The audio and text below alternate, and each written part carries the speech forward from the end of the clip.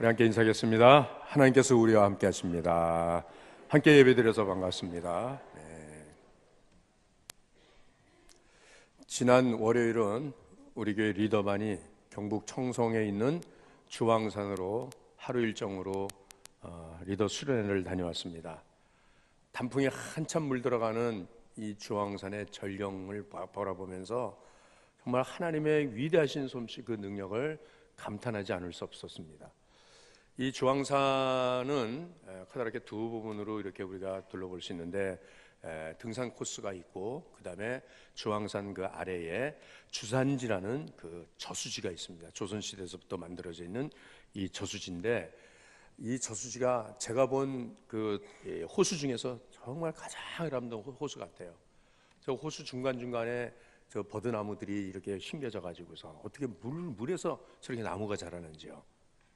그런데 이 호수 주변으로 이제 이렇게 산책로가 만들어 있지 않습니까? 그래서 우리 일행들과 함께 그 산책로로 쭉 이렇게 이제 걸어가면서 그 경치를 구경하는데, 근데 그 숲길 옆에 이 소나무 군락지가 있습니다.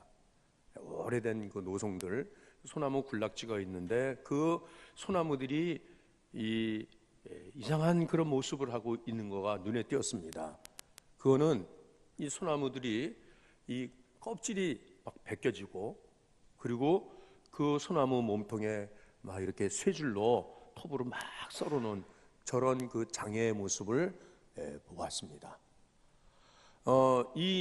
이렇게 이 소나무들이 이렇게 손상을 받은 것은 1960년대까지 이 경제가 아주 어려울 때 이제 이 그 주민들이 소나무에서 송진을 채취하려고 이 소나무 껍질을 막 벗기고 이 소나무 몸통에 막 칼질을 하고 이래가지고 송진을 다 뽑아내면, 그러면 이제 이 나무를 벌목을 해가지고 땔감으로 쓰고 하던 그런 그 흔적이었는데, 1976년에 이 주황산이 이 국립공원으로 지정되면서 이제 산림 훼손 행위를 못하게 해가지고, 그래서 그때 이제 많은 나무들이 죽었고, 그리고 그 중에 살아있는 나무들이 오늘까지 이 아픔의 상처를 그대로 보여주고 있는 것을 보면서 저는 우리의 인생의 모습들을 연상해 보았습니다.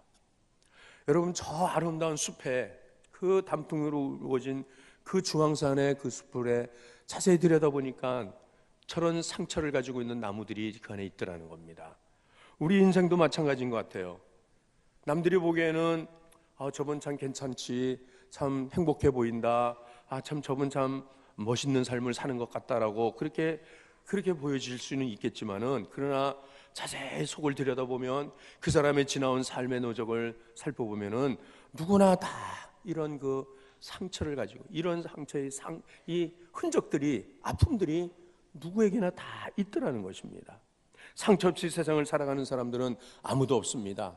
특별히 인간관계를 통하여서, 그 인간관계는 먼데 있는 사람이 아니고 다른 모르는 사람들이 아니라 나와 가장 가까운 사람, 내가 가장 사랑하는 그 사람들과의 관계 속에서의 그러한 그 상처가 종종 우리에게 있다는 것이죠. 독일의 철학자 쇼펜하우어는 그래서 우리의 인간관계를 가시 두더지의 삶이라고 그렇게 표현을 했어요. 북유럽의 그 추운 겨울에 이 두더지들이, 가시가 돋쳐 있는 두더지들이 있습니다. 이 두더지들이 그 추위를 견디기 위해서 그 동료 두더지, 친구 두더지와 함께 서로 끌어안습니다. 추위를 견디려고. 그러면은 그 몸에 있는 그 가시가, 내 몸에 난 가시가 내 친구를, 내 동료를 찌른다는 거예요. 그의 가시가 또 나를 찌른다는 거예요. 그래서 아파서 화들짝 놀라가지고서는 또 거리를 뛰어놓으면은, 그러면은 그 추위 때문에 견딜 수 없어서 또 가까이 다가가서 끌어안으면은 또 가시에 찔리고, 이러기를 하면서, 만약에 내가 더 이상 찔리는 것이, 상처받는 것이 두려워서 나는 더 이상 가까이 안 가겠다고, 나는 다시는 함께하지 않겠다라고 혼자 외톨이로 떨어지면 그 북유럽의 추운 그 밤을 이겨내지 못해서 얼어 죽고 마는 그러한 모습들이 있습니다. 여러분, 우리의 삶이 이와 같이 이런 모습인 것 같아요. 내가 가장 가까운 내 사랑하는 사람, 내 아내, 내 남편, 나의 자녀, 내 부모, 누구보다도 가장 사랑한다고 하면서 삶을 살면서 우리는 원치 않는 그러한 상처와 아픔을 주고 있더라는 것입니다. 이것이 우리 인생의 참 아이러니인 것 같아요. 내가 그 상처 주고 싶은 사람이 어디 있어요? 그러나 살다 보니까는 원치 않게 이런 말 저런 말로 이런 일 저런 일로 인해서 누구보다도 나에게 가장 아픔을 준 사람이, 상처를 준 사람이 누구냐고 하면 내 아내일 수도 있고 내 남편일 수도 있다는 거예요. 내 자녀일 수도 있고 나의 부모님이죠. 청소년들의 가출의 85%의 원인은 그 부모님들에 의해서 엄마 아빠가 다른 자녀들과 비교해서 자기를 무시하고 더 이상 기대도 하지 아니하고 그리고 말로 인격을 모독하는 그런 행위를 할 때 이 자녀들은 더 이상 그 가정에 머무를 수 없다는 거예요. 그래서 집을 뛰쳐나가지 않습니까? 저도 어린 마음에 저희 어머니께서 우리 형제들을 홀어머니가 키우시는데 젊은 연세에 이제 과부가 되셔가지고 얼마나 고생스러운 삶을 사는지 몰라요. 그러면서 가끔씩 이런 말을 푸념으로 늘어놓은 적이 있으십니다. 아이고 신랑 복 없는 년이 무슨 자식 복이 있겠냐고 우리들 앞에서 그런 말씀을 할 때에 무슨 자식 복을 기대하겠냐고 할 때에 그 말씀이 어린 제 마음에 엄청난 절망감을 갖게 했어요. 좌절시켜요. 그래 나는 우리 엄마한테 기대되는 아들도 아니고 할 수도 없고 이렇게 이 고생스러운 이 현실을 내가 왜 살아야 되는지 막 어릴 때서부터 크게 가슴에 상처가 되었었어요. 여러분 정말 우리가 정말 상처를 줄 수 없는 조선 안 되는 그런 사람에게 부부간에도 그렇습니다. 매일매일 일생을 살면서 이런 일 저런 일로 인해서 의견이 대립될 수도 있고 갈등이 일어날 수도 있습니다. 그러나 여러분 그런 그 갈등이 일어날 때 이것을 잘 해결하지 못하면 그 상처가 계속 반복되다 보면 어느 날 결정적인 그러한 그 상처가 주어질 때 그것은 여러분 원치 않는 장애로까지 간다는 거예요. 그래서 이론이라는 극단적인 그러한 해결책을 그렇게 찾기도 하고요. 용기가 없어서 이혼을 하지 못하지만은 그러나 남들이 볼 때는 괜찮은 부부처럼 살아가는 것처럼 보이지만은 정작의 그 부부의 관계는 이미 회복하기가 어려운, 그래서 소위 말해서 마네킹 부부가 되는, 남들이 볼 때는 참 아름다운 가정처럼 보이는 부부인 것 같지만 그러나 두 사이는 이미 이제는 회복할 수 없는, 건널 수 없는 그런 강을 건넌 그런 부부들이 살아가고 있다는 거예요. 그래서 심지어는 자기 아내에 대해서, 남편에 대해서는 평생 원수라고 이런 말까지도 하면서, 여러분 이것이 장애가 온 것입니다. 장애란 그 뜻이 무엇입니까? 당연히 해야 될 기능과 역할을 하지 못하는 그런 상태가 장애의 상태입니다.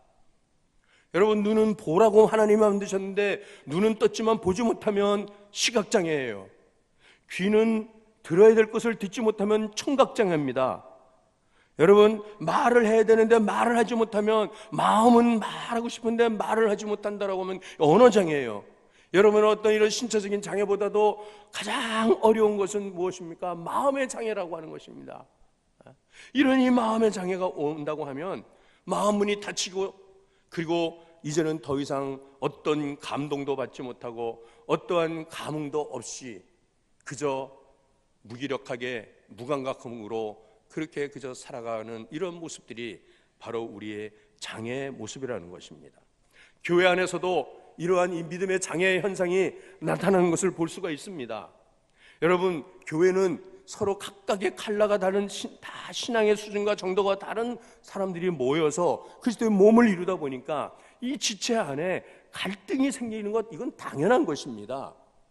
부서에서 일을 하고 기관에서 섬기다가 우리는 서로의 의견이 상충되고 서로가 생각이 다르기 때문에, 입장이 다르기 때문에 이런 갈등 구조가 생기게 되면은 그때 우리는 상대방을 이해하고 상대방을 내가 수용하고 어찌든지 같이 협력하여 주님의 몸을 이루어가고자 하는 그런 것보다는 자기 주장을 더 하게 되고 자기 입장을 더 얘기하다 보면, 그러다 보면 언성이 높아지고 그러다 보면은 여기에서 우리는 불화하고 서로 싸우게 된다는 것입니다. 그러면서 어떻게 됩니까? 아, 저 사람 내가 다시 두 번 볼 사람이 아니구나. 내가 저 사람하고 만났다가는 오히려 내 신앙에 갈등만 생기고 어려움이 오니까 나 저 사람하고 다시는 교제하고 싶지도 않고 만나고 싶지도 않다라고 해서 교회 안에서 함께 있지만은, 그러나 여전히 남남으로 살아가는 이런 모습들, 교제가 단절되고 신뢰감이 끊어지고 이제는 더 이상 사랑할지도 사랑하고 싶지도 않은 이러한 것이 바로 믿음의 장애, 영적 장애가 되어지는 것이라는 것입니다. 여러분, 교회 생활을 하다 신앙생활을 하다 보면 이런 상처가 주어지게 되는데, 이때에 대개 우리가 교회에 문제가 있다거나 교회에 무슨 어려움이 있다라고 하면, 우리가 믿음 생활을 오래 하신 분들은 제일 염려하는 것이 바로 신앙생활을 시작한 초신자들입니다. 혹시 초신자들이 상처를 받을까 봐, 그래서 쉬쉬하면서 어떻게든지 이 문제를 가지고서 하나님 앞에 기도하면서 해결을 받아야 되겠는데, 여러분 그렇습니다. 여러분, 어린아이들은 쉽게 넘어집니다. 아무 일도 아닌 것 가지고서 삐지기도 하고 울기도 합니다. 그렇습니다. 초신자들은 이 교회에 정착이 되어지기까지는 정말 아무 일도 아닌데 말 한마디 때문에 마음에 상처를 받는다 그럽니다. 그리고는 쉽사리 마음을 접고, 난 그 교회 안 가냐, 안 가. 그리고 다른 교회도 안 가. 교회가 다 그렇지 뭐 하고, 그렇게 해서 교회를 떠난다는 것이죠. 그러나 여러분, 이것은 저는 장애에 이르는 상처까지라고는 생각하지 않습니다.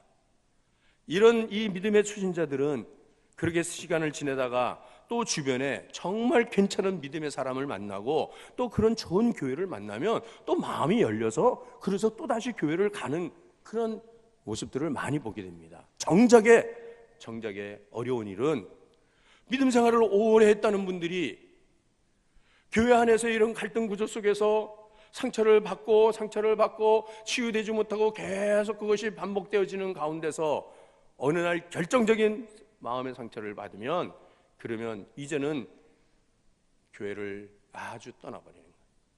그리고 안 나가버립니다. 그러니까는 한국교회의 가난한 교인들이 점점점 해가 갈수록 더 그 급증하는 것은, 가나안 교인이 무슨 교인이라 그랬습니까? 예수는 믿는다고 말을 해요. 나는 하나님을 믿는다고는 말을 하지만 그러나 교회는 안 나가요. 이것이 가나안 교인이에요. 오늘 한국교회 안에 가나안 교인이 250만 정도나 된다고 그렇게 통계가 나오고 있습니다. 여러분, 이런 성도들이 바로 장애를 입은 성도들이라고 생각해요. 더 이상 나는 교회에 대해서 어떤 기대도 희망도 나는 접어버리겠다는 거예요. 그리고는 그저 나 혼자 예수 믿으면 되지, 내가 혼자 성령 찬송 보고 찬송 부르고 그리고 혼자 큐티하고 그러면 되는 거지, 굳이 교회를 왜 나가? 라고 하는 그러한 그 장애로 인하여서, 그래서 오늘 정말 주님이 세우신 몸된 교회가 점점 이렇게 약화되어지고 이렇게 침체되어지는 현상을 보게 되는 것입니다. 여러분, 오늘 우리는 내 영적인 상태가 어떠한지 우리의 모습을 한번 살펴보십시다. 여러분, 교회 안에서 이런저런 일로 인해서 상처받는 일이라고 하는 것은, 그것은 다반사라고 하는 것을 인정을 하셔야 됩니다. 여러분, 우리는 다 천사가 아닙니다. 다 거룩한 성인들이 아닙니다. 다 냄새나는 사람들이고 다 연약한 죄를 다 가지고 있습니다. 그렇기 때문에 이것을 서로 우리는 인정을 해야 되는 거죠. 이것을 우리는 서로 받아줘야 돼요. 여러분, 오늘 이 고린도후서의 말씀에 바울 사도께서 고린도 교회 성도들에게 보낸 이 편지는 당시 고린도 교회의 이 현상이 참으로 가슴 아픈 현실이었어요.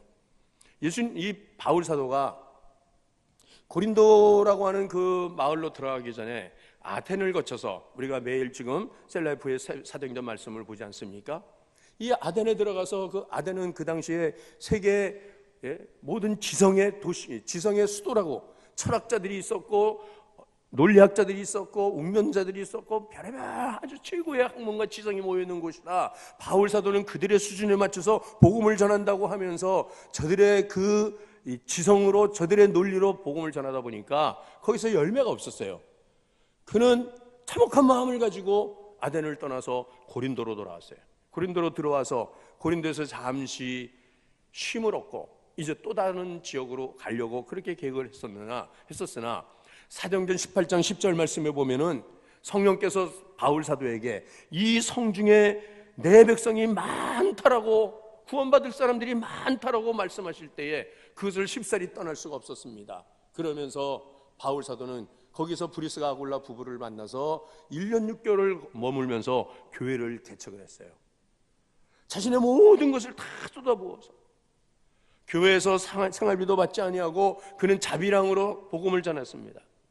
그리고서는 성도들을 가르치고 그리고 1년 6개월 머물 다음에 교회가 세워지고 교회를 떠나갔습니다. 그런데 그 후에 그 고린도 교회로부터 들려오는 소식이, 스데바나라고 하는 제자가 고린도 교회에 대한 소식을 전해주는데 고린도 교회가 4분 5열이 돼가지고서 서로 싸움을 하고 있고, 바울 사도에 대해서 모든 악담을 하고 험담을 하는데, 바울 사도가 생활비를 안 받고 복음을 전했잖아요.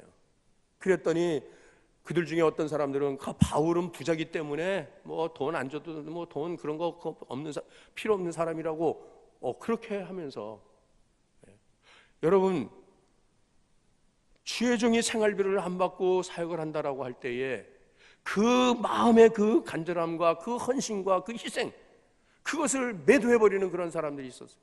혹은 어떤 사람들은 바울 사도가 생활비를 안 받고 복음 전하는 거는, 그리고 나가서 일하는 거는 더 많은 돈을 벌려고 그런다고, 돈 욕심이 많아서 그런다고. 예를 들자면 제가 교회 사역을 하면서 우리 교회에서 사례비를 안 받는다라고 하면 어떤 성도들은 그래요. 목사님 재산이 많아, 부자라서 뭐 그까짓 거 안 줘도 돼, 뭐 그런 분들도 있을 것이고, 또 그러면서 제가 생활을 해야 되기 때문에 또 나가서 돈을 번다라면 목사가 돈 욕심이 많아가지고서 돈 벌러 다닌다고 또 그렇게 험담을 하는 그런 성도들도 있을 수 있다는 거예요. 또 어떤 성도들은 바울은 매너가 없다는 등, 바울은 뭐 인격이 부족하다 그러고, 또 바울은 사도가 아니라고 예루살렘 사도회의에 추천서도 없이 와가지고서 거짓 사도라 그러고, 이러면서 사도를 얼마나 깔아내리고 험담을 하고 그의 사역이 완전히 무너진, 들려오는 소식이 너무 속상하고 아픈 그런 소식이 들려지는 거예요. 그때 바울 사도는 디도를 통하여서 바울 사도가 왜 그들에게 가서 이렇게 했는지, 그리고 바울이 가르친 말씀, 저들이 오해하고 있는 말씀들을 하나하나 다 풀어서 저들에게 편지를 보냈어요. 그 디도를 통해서. 그때 그 편지 중에 고린도전서 2장 3절에는 이렇게 적혀 있습니다. 내가 너희 가운데 거할 때에 약하고 두려워하고 심히 떨었노라. 이렇게 이렇게 최선을 다해서 그렇게 복음을 전했는데도 그 성도들이 알아주질 않으니까, 그 성도들이 매도를 하니까, 오해를 하니까 얼마나 바울 사도의 마음에 상처가 있겠습니까? 그럼에도 불구하고 바울 사도는 저들을 포기하지 아니하고 저들을 욕하지 않고 또다시 디도를 통해서 편지를 보내고, 디도가 가서 저들에게 이 사도의 가르침의 말씀을 다시 잘 권면하고 저들을 잘 이해시키고 가르칠 때에, 그럴 때 그 고린도 교회 성도들이 자기들이 잘못한 것을 알게 되었고, 그리고 저들이 마음문을 열고 바울 사도에 대해서 저들이 오해를 풀고 이제는 바르게 신앙을 바르게 찾게 되는 이런 말씀을 다시 듣게 되었을 때, 두 번째 편지를 지금 바울 사도는 그들에게 보내면서 이제 내가 여러분들을 인하여서 나는 기뻐합니다라고 하는 이러한 진정한 회복이 이루어진 말씀이 바로 오늘 이 본문에 읽으신 이 말씀인 것입니다. 여러분, 바울 사도가 목회하면서 받은 그 상처를 혼자 끌어안고 그냥 그 상처 때문에 저들을 포기해버리고 저들을 버렸다고 하면, 여러분, 오늘 이 고린도 교회가 어떻게 세워질 수 있었겠습니까?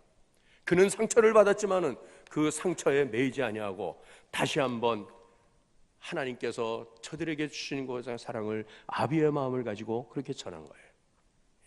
다시 사랑하겠다는 거예요. 다시 한번 해보겠다는 거예요. 그렇게 할 때에 그 고린도 교회 성도들이 바울의 마음을 받아주더라는 겁니다. 여러분, 오늘 우리는 우리 교회 안에서든지 내 이웃과의 관계 속에서 누가 나에 대해서 잘못된 억지스러운 그런 말을 한다거나 나를 아프게 하는 말을 한다거나 그런다고 그러면은 우리가 당장에 나타나는 반응이 어떻습니까? 그 인간이 나한테 그래? 어떻게 그럴 수가 있어?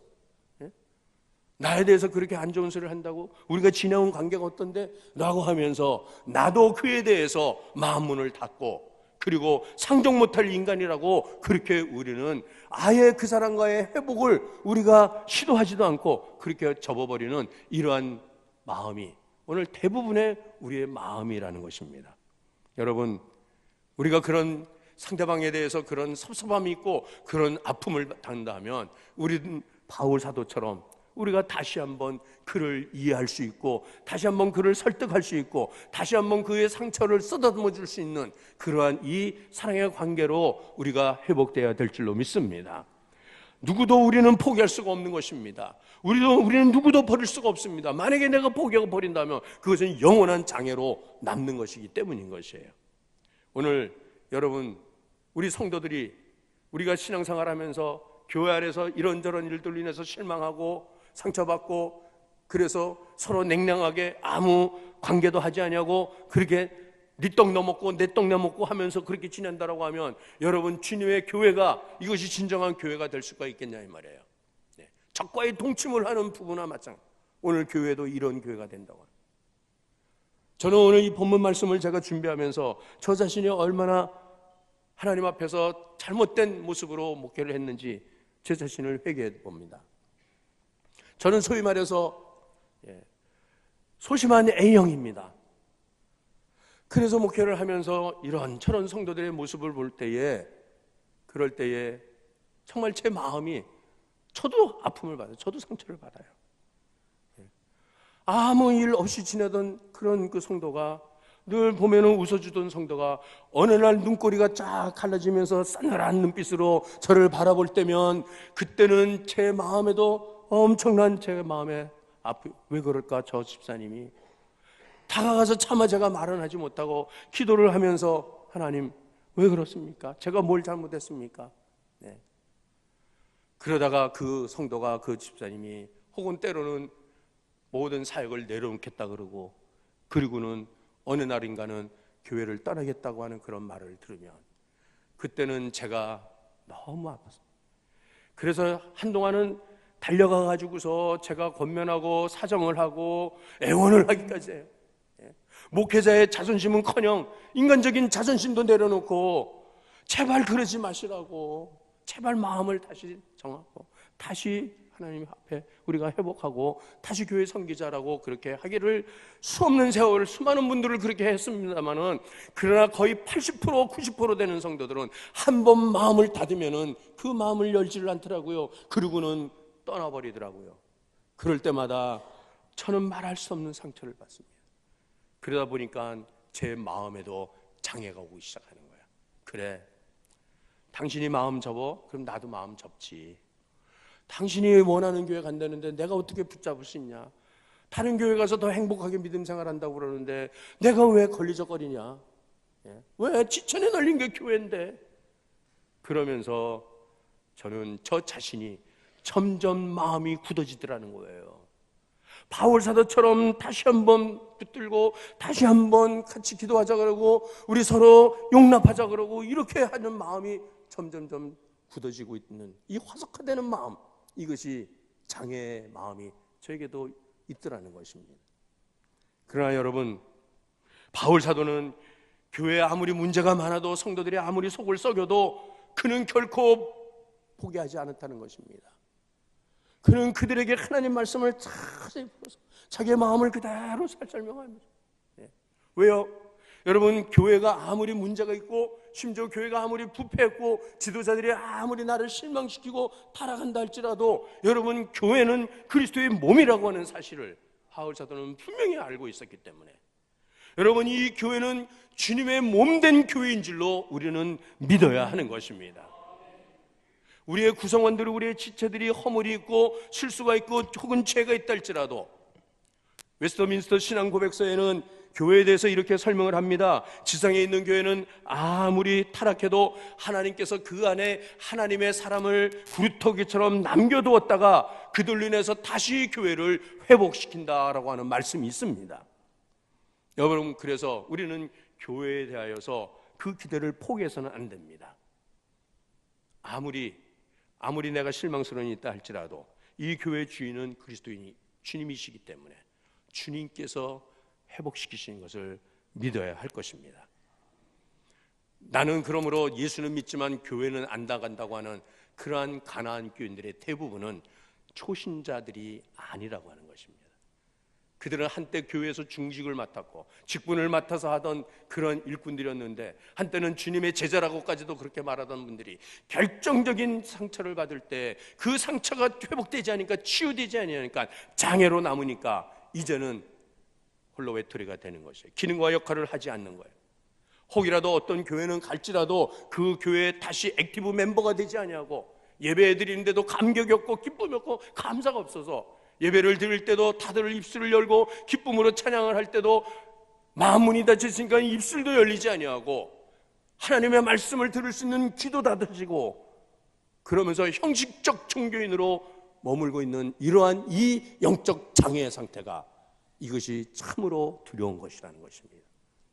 여러분, 교회를 위해서 가슴 아파하고 눈물 흘리는 것, 그런 상처 때문에 아파하는 것, 그것은 내가 아직도 살아있다는 증거인 것입니다. 여러분, 상처를 입어서 피가 줄줄 흘릴 때 그 피를 흘리는 거 보면서 아파하는 몸부림치는 것, 내가 살아있다는 것입니다. 그러나 장애가 온다고 하면 무감각해지는 것입니다. 반응하지 않습니다.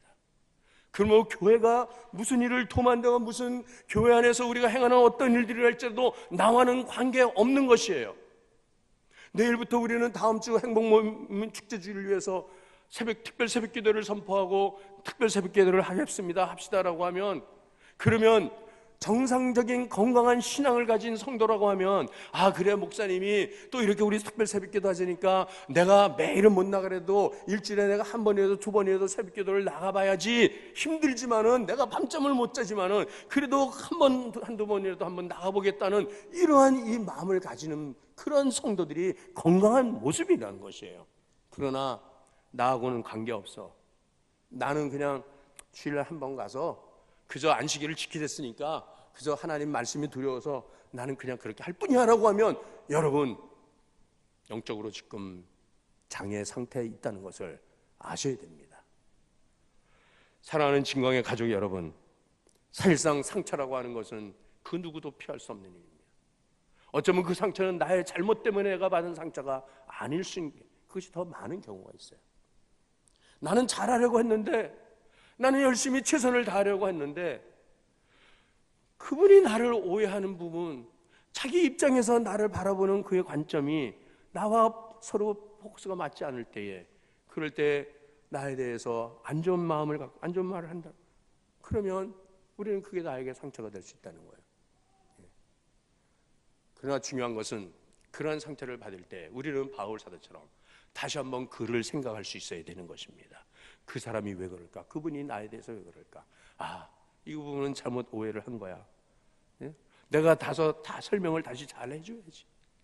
그러면서 어떻게든지 다시 관계 회복을 위해서 힘을 쓰고 노력을 해야 되는 이런 모습이, 바울 사도가 고린도 교회에다 첫 번째 편지도 보내고 두 번째 편지도 자꾸 이렇게 보내는 것처럼, 우리는 그를 포기하지 말고, 버리지 말고, 몹쓸 사람이라고, 상종할 수 없는 사람이라고 그렇게 외면하지 말고 또다시 찾아가 봐야 된다는 것입니다. 그에게도 진실이 있습니다. 그에게도 믿음이 있습니다. 단지 이것이 서로 표현되지 못한 것 때문에, 이해되지 못하는 것 때문에 그런 충돌이 있었다고 하는 것.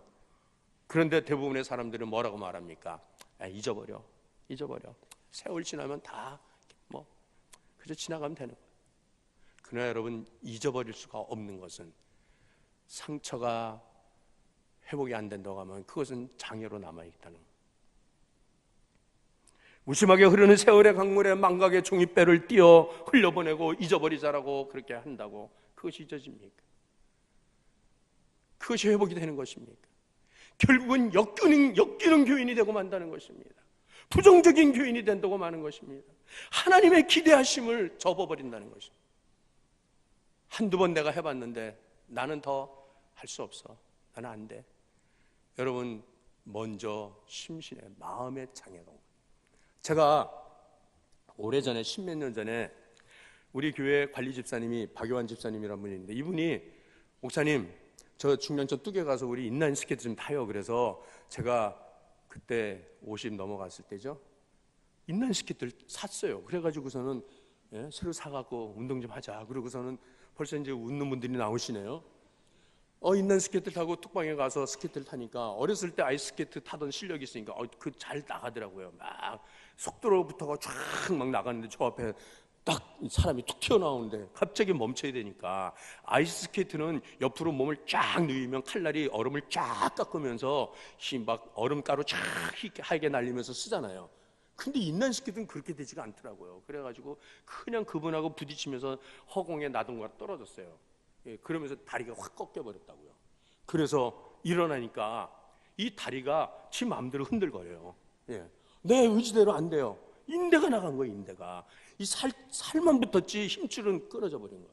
그래서 친구 목사님 교회에 안수 집사님이 정형외과 의사 선생님이라 그분 병원으로 갔습니다. 치료를 하고 깁스를 하고 그러는데 그 의사 선생님이 목사님 3개월 동안 꼼짝하지 마십시오. 깁스를 해고선요. 그래야 이게 제대로 붙을 수 있고 만약에 그렇지 않으면 큰 수술을 해야 됩니다. 주일날 예배를 인도해야 되는데 말씀 전해야 되는데 목발을 짚고 쩔뚝거리면서 올라오니까는 지금도 웃는 권사님들이 그때도 기억하고 막 웃는 거예요. 목사님이 목발 짚고 올라오는 거 보니까. 예. 여러분 그 도전 정신을 박수를 좀 쳤었어야지. 예? 그 50이 넘은 아니요. 아니 그때 그러고서는 한 주, 2주 지나는데 밤잠을 못 자겠는 거예요. 이 다리 온통 통기부스를 했는데 막 간지러워서 막 밤새 뭐 무거워서 다리를 젖힐 수 못하고 그래서 제가 한 주, 2주를 억지로 지나고 나서 가서 풀어달라고 그러니까 안 된다는 거예요. 목사님 이거 만약에 지금 풀려면은 앞으로 일생 장애가 옵니다. 그래서 산도 못 올라가고 목사님은 뛸 수도 없습니다. 그랬어요.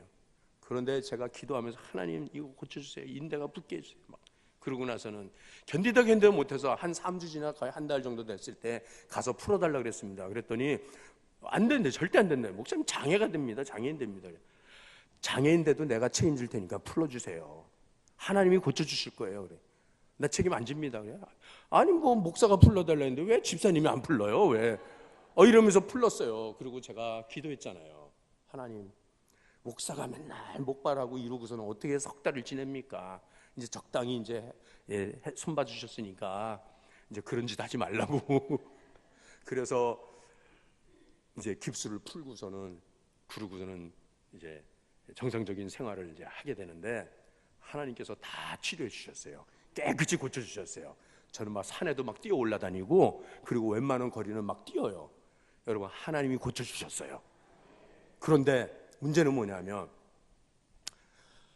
제가 그 사건 이후에 스키장에 가지 못해요. 겨울에. 그전에 스키도 딱 겨울에 막 탔잖아요. 근데 스키장에 못 가는 거는 스키장 갔다가 만약에 또 넘어져 가지고서 만약에 다리가 완전히 또 꺾인다면 나는 영구한 장애인이 될 거야 라고 하는 심신장애, 모든 자신감도 다 잃어버렸어요. 지난 겨울에 교육자님들을 홍천 대명 콘도로 갔습니다. 스키장으로. 우리 부교육자들은 밤새 스키 타더라고. 밤새. 근데 저는 스키장을 쳐다본 것만인 거예요. 좋겠다. 겨울이 오면 스키장 가서 스키도 타고 보드도 타고 막 이러면서 겨울을 즐겨야 되는데 그러지 못하고 겨울이 되면 아이고 추워. 노인이 된 거예요. 노인이. 여러분 노인이 되면 현실에 적당히 안주하고 더 이상 도전하려고 하지도 않고 더 이상 내가 발전적인 내 삶을 살려고 하지 않는다는 겁니다. 왜? 그냥 이 상태로만 그냥 지내면 좋겠다. 왜 그렇게 됩니까? 지나온 삶 속에서 너무나 많은 상처를 받았기 때문에 그 상처로 인해서 자신을 위축하게 되고 자신을 이제는 문 닫아버려 제한하는 거예요. 여러분 그 상처가 치유받으면 여러분 얼마든지 더 광야를 향하여 초를 향해 달려나갈 수가 있는데 내가 치료되지 않았기 때문에 결국은 이 상태로 더 이상 영적 성장을 갖지 못하고 머무르고 있는 것이 우리의 모습인 것이에요. 우리 남자 집사님 중에 어떤 분은 축구가 너무 좋아갖고 주일마다 아침에 조기 축구를 하느라고 교회를 안 와요. 그런데 여러분 축구를 하다 보면은 늘 일상적으로 넘어지지 않습니까? 그 넘어지면은 예? 피부에 스크래치가 갖고 막 피가 나고 막 그러잖아요. 그러면 약 바르면 한 일주일 정도면 또 싹 아무니까 그 다음 주일날 또 가서 뛰잖아요. 그런데 여러분, 어느 날 아까 제가 인라인 스키 타다가 완전 인대 나간 것처럼 그렇게 어느 날 그런 중상을 당한단 말이에요. 그러면 이제는 더 이상 뛸 수 없다라고 하면, 그가 아무리 축구장을 좋아한다 그래도 그는 더 이상 축구장 바라볼 수 없겠죠. 여러분, 우리가 신앙생활하면서 그때그때 받은 상처가 그때그때 치유되어진다고 하면, 그렇다고 하면 우리는 그것을 딛고 일어나면서 더 하나님 앞에 나올 수가 있고 더 영적으로 연단하고 성숙한 신앙의 자세를 하지만, 그러나 결정적인 이러한 이 상처가 장애로 끝난다고 하면 그는 일생 동안 그는 더 이상 하나님을 기대하지도 않고 교회에 대해서 관여하지도 않고 참여하지도 않고 들판에 외로운 늑대처럼 그렇게 홀로 살아가는 그러한 성도들이 되고 말 수도 있다는 그런 경계를 오늘 우리는 이 아침에 우리는 가져야 한다는 것입니다. 일상으로 받는 상처들, 이 상처라는 단어는 영어로 스카라고 이렇게 씁니다. 스카. 그런데 이 상처가, 이 스카라고 하는 이 상처가 흔적이라고도 할 수 있고, 그런데 내가 상처받았어, 난 아파, 이 상처 볼 때마다 나한테 상처 준 그 인간, 그 사람, 그에 대해서 원망하고 그를 미워하고 여전히 증오하고 있다고 하면 그는 여전히 상처로 머물 거예요. 그러나 그때 우리는 하나님을 바라봐야 돼요.